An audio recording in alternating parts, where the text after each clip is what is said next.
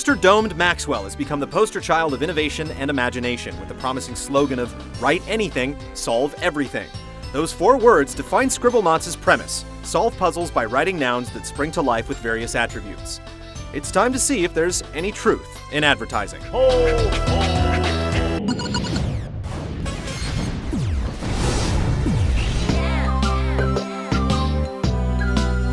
With over 20,000 nouns to conjure and 200 levels to solve, Fifth Cell hasn't skimped on the game's content or core concept. As Maxwell, your job is to get an item called a Starite in each level, either an action stage where you simply need to find it, or a puzzle stage where a clue hints at some goal. Scribblenauts is really a puzzle game at heart, though guns and shurikens can open a lot of paths.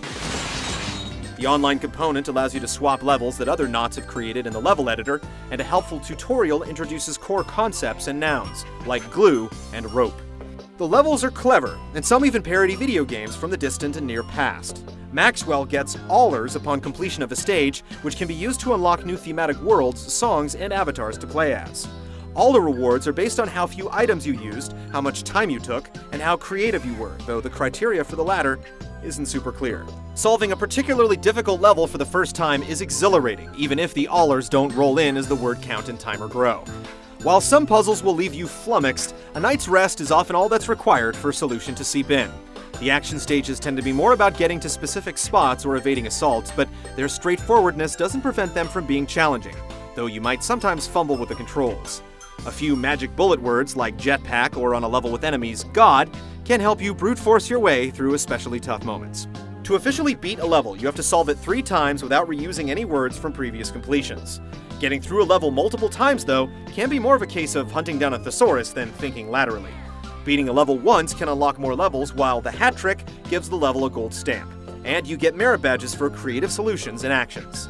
Since you can replay old levels again and again, unlocking isn't particularly challenging, but it helps pace the storyless game. Maxwell's quest for Starite is solid, with its unlocking structure, level variety, and novel mechanic. The multiple solutions per level come across as weak, but just having so many levels makes up for you having to reinvent the wheel again and again.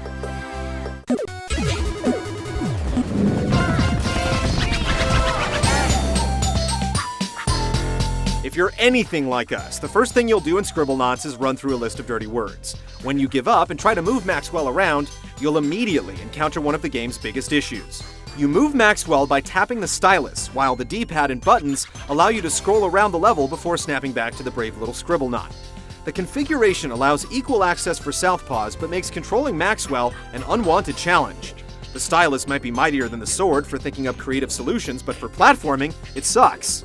Solving a cerebral challenge just to fail thanks to poor controls is counter to what the game is all about. It does manage to transcend its control limitations, though. When a level is presented and you immediately know just the word, the game shines in a way like few others. During moments like this, you truly feel like you're the architect of your victory. And yes, Scribblenauts has a vocabulary worthy of the wordsmith warrior. And while this is a game about nouns, it's really more about the attributes of the objects you summon.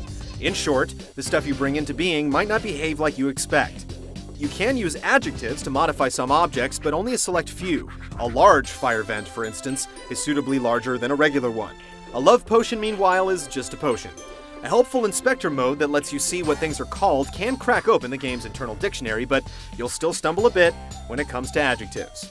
All that being said, this is one of the few games where you can have an almost infinite amount of fun just mucking around the title screen sandbox, conjuring internet memes and setting up outrageous scenarios. The concept works. The execution is just a little bit marred, but it's far from unplayable.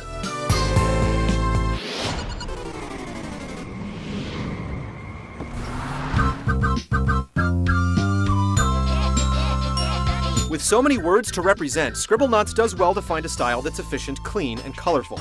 The flat polygons allow for a good level of animation, and the vaguely abstract, cartoony look helps make sense of a world that can quickly be built on nonsense. There are definitely a lot more words than art, with lots of nouns summoning the same construction. Music is touch and go, and can't be turned off, which is too bad when attempting the same stage for the 97th time.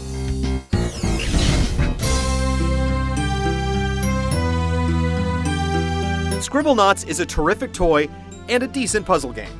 Its ambitions are bigger than the tiny screens that house it.